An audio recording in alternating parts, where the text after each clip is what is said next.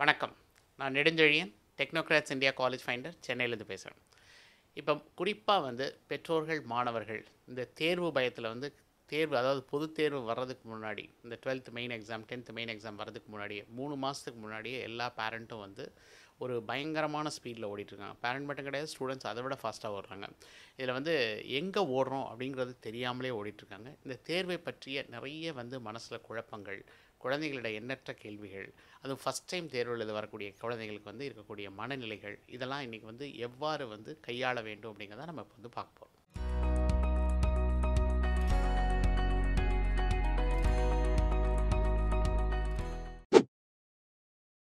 எல்லா பள்ளிகளுமே என்ன பண்ணுறாங்க அப்படின்னா, இந்த தேர்வு அப்படிங்கிறத முன்னிலைப்படுத்தி அந்த கல்வியோட தடத்தையே தலைகீழ மாற்றுறாங்க. தேர்வுங்கிறது மிக மிக முக்கியமானது, அதில் மாற்று கருத்தே கிடையாது. ஆனால் இதில் என்னென்னா, போர்ஷனை முடிக்காமல் முழுமையாக சொல்லித்தராமல் அந்த குழந்தைங்களுக்கு படிப்பதற்கு, அதை படித்ததை மைண்டில் ஏற்றி அசிமுலேட் பண்ணி அதை ரீகலெக்ட் பண்ணுறதுக்கு போதுமான இடைவெளி கொடுக்காமல் தேர்வுகள் தேர்வுகள் அப்படின்னு தொடர்ந்து தேர்வுகள் வைத்து கொண்டே இருந்தால் அந்த குழந்தைங்களோட மனநிலை அப்படிங்கிறது இந்த தேர்வை பற்றிய ஒரு சலிப்பும் கல்வி மேலே உள்ள விரக்தியும் அந்த குழந்தைங்களுக்கு அதிகரித்து வருகிறது.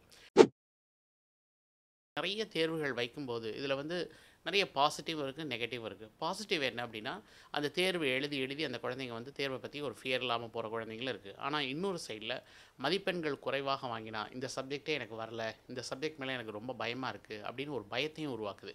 இதில் பள்ளிகள் we need to strike a balance. இந்த குழந்தைங்க 2 குழந்தைங்களையும் எப்படி அரவணைச்சு கொண்டு போகணும் அப்படிங்கிறதான் பள்ளிகளுக்குரிய ஒரு மிக முக்கியமான சேலஞ்ச். ஆனால் இன்றைக்கி பள்ளிகள் என்ன பண்ணுறாங்கன்னா, பெரும்பான்மையான பள்ளிகள் மதிப்பெண்கள் வாங்கினவர்களை கொண்டாடியும் மதிப்பெண்கள் வாங்காதவர்களை நம்ம பந்தாடியும் வருகிறோம். இது மிகப்பெரிய ஒரு தவறு அப்படின்னு தான் நான் பார்க்குறேன். அண்ட் குறிப்பாக இன்றைக்கி நகர்ப்புறம் உள்ள குழந்தைங்களுக்கு விளையாடுவதற்கோ இது மாதிரி ஒரு அவுட்லெட்டுக்கு கூட டைம் இல்லை. பெற்றோர்கள் என்ன செய்கிறாங்கன்னா, எங்கேயாவது வெளியே கூட்டிகிட்டு போகணும் அப்படின்னா கூட இல்லை எக்ஸாம் இருக்குது அப்படின்னு பெற்றோர்கள் அதை விட பயப்படுறாங்க.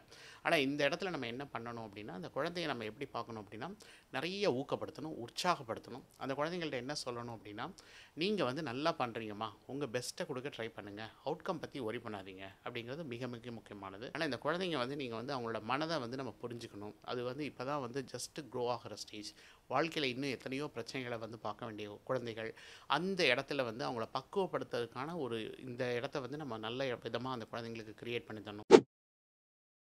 மாணவர்கள் என்ன புரிந்து கொள்ள வேண்டும்னா, இந்த டீச்சர் வைக்கிற தேர்வை நான் என்னோட பெஸ்ட்டை கொடுக்க ட்ரை பண்ணுறேன். இதெல்லாம் ஒரு பைசைக்கிளிங் மாதிரி தான். இப்போ விழுந்தால் பிரச்சனை இல்லை, நான் எந்திரிச்சு என்னால் சைக்கிளை பேலன்ஸ் பண்ண முடியும் அப்படின்னு ஒரு தன்னம்பிக்கையோடு அந்த தேர்வை பார்க்கணும். ஃபோக்கஸ் அண்ட் கான்சன்ட்ரேஷன் ப்ரெசென்ட்டில் தான் இருக்கணும். அதனால் இப்போ நான் லாஸ்ட் டெஸ்ட் எழுதினேன், அதில் எனக்கு மதிப்பெண்கள் குறைந்துருச்சு, அதனால் எனக்கு இந்த டெஸ்ட் பார்த்தாலே பயம் அப்படின்னு அந்த பய உணர்ச்சியோட குழந்தைங்க போகக்கூடாது. இந்த தேர்வுகளில் எல்லாமே உங்களை அடுத்தடுத்த வெற்றிக்கு செல்வதற்கான இந்த தோல்விகள் எல்லாமே வெற்றிகளின் படிக்கட்டாக நீங்கள் மாற்றணும். இதுக்கு நல்ல ஒரு எக்ஸாம்பிள் சொல்லணும்னா, மிஸ்டர் மைக்கேல் ஜோர்டன், அவர் பாஸ்கெட்பால் பிளேயர். அவர் சொல்லியிருக்காரு, நான் 9000 ஷாட்ஸ் நான் மிஸ் பண்ணேன், 360 கேம் நான் வின் பண்ண வேண்டிய கேமை நான் விட்டுட்டேன், இந்த தோல்விகளை நான் நிறைய எதிர்கொண்டதுனால தான் நான் வெற்றியாளனா தெரியும் அப்படின்றது மாதிரி அவர் சொல்லியிருப்பார். அது ஒரு நிதர்சனமான உண்மை. அதனால் இந்த தோல்விகளை கண்டு நீங்கள் துவண்டு விடாதீர்கள். இந்த எக்ஸாம் பார்த்து நீங்கள் பயப்படாதீங்க. இந்த எக்ஸாம் எல்லாமே எனக்கு என்னை ப்ரிப்பேர் பண்ணுறதுக்கு எனக்கு ஒரு வாய்ப்பை உருவாக்குது அப்படிங்கிற மாதிரி நீங்கள் பார்க்கணும். இந்த ப்ரிப்பரேஷனில் நீங்கள் இன்னும் ஓகே, நம்ம மார்க் குறைஞ்சிருக்கோமா, அது மாதிரி 50 வாங்குறோமா, நம்ம அடுத்து நம்ம 90 வாங்க முடியும் அப்படின்னு ஒரு பாசிட்டிவாக திங்க் பண்ணுங்கள். நீங்கள் 90 வாங்குறீங்களா, நீங்கள் நிச்சயமாக 100 வாங்க முடியும். அடுத்த கட்டம் இன்னும் நம்ம இதை விடாமல் நம்ம முயற்சி செஞ்சோம் அப்படின்னா. குழந்தைகள் என்ன இதில் புரிந்து கொள்ளணும் அப்படின்னா, நிச்சயமாக இந்த ஆசிரியையோ உங்களுக்கு இந்த கொஸ்டின் பேப்பர் செட் பண்ண போகிறதில்ல, இவங்க திருத்த போகிறதில்ல. போர்டு எக்ஸாமினேஷன் சென்ட்ரலைஸ்டாக வரப்போகுது. பேசிக்கலி அதுக்கான ப்ரிப்பரேஷன் தான். அதனால் இதை பார்த்து நீங்கள் பயம் கொள்ளக்கூடாது. என்னாலையும் சாதிக்க முடியும், வெற்றி அடைய முடியும் ஒரு தன்னம்பிக்கையோடு நீங்கள் இதை பார்க்கணும். தோல்விகளை கண்டு துவண்டு விடாதீர்கள். அது வெற்றிக்கான படிக்கட்டுகள் என்று நீங்கள் நினைத்து உங்களை நல்லா பெஸ்ட்டாக கொடுக்க ட்ரை பண்ணுங்கள். எல்லோரும் நன்றாக படித்து வாழ்க்கையில் மென்மேலும் உயர்வதற்கு எங்களோட மனமார்ந்த வாழ்த்துக்கள். நன்றி.